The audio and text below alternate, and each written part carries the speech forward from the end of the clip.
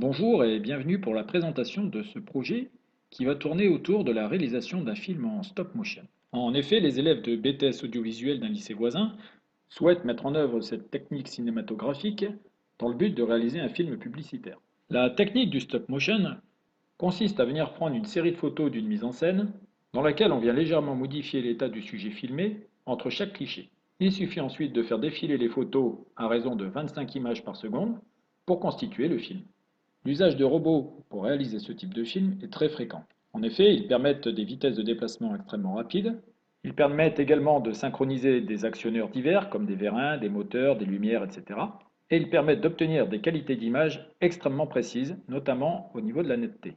Pour des raisons évidentes de sécurité liées au déplacement du bras robotisé entre chaque prise de vue, l'intervention manuelle directement sur le système de prise de vue est inenvisageable. C'est pourquoi il est nécessaire de recourir à un système de commande à distance sans fil. C'est pourquoi, au cours des prochaines séances, vous serez amené à réaliser différentes activités dans lesquelles vous serez amené à mettre en œuvre un système de prise de vue.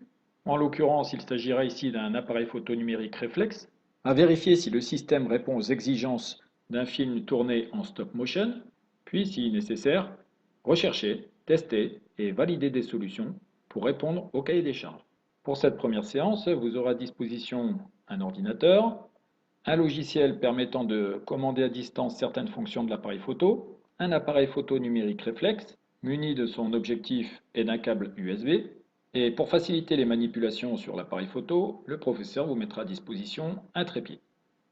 Lors de cette séance, la première étape de votre travail consistera à prendre connaissance des ressources en ligne, notamment les diagrammes SysML, les manuels utilisateurs de l'appareil photo et de son logiciel, les conseils pour la rédaction d'un rapport et la grille d'évaluation critérique. Vous procéderez ensuite à l'installation et à la mise en œuvre du système, donc l'appareil photo et son logiciel. Vous rédigerez ensuite un rapport de mise en œuvre et d'essai de ce matériel. Vous vérifierez ensuite la conformité de ce système au vu des exigences du cahier des charges. À la suite de quoi, vous rédigerez une conclusion sur les améliorations à apporter au système pour qu'il réponde aux exigences du cahier des charges. Vous enverrez le rapport et la conclusion au professeur via la messagerie de l'ENT avant de mettre à jour votre classeur web.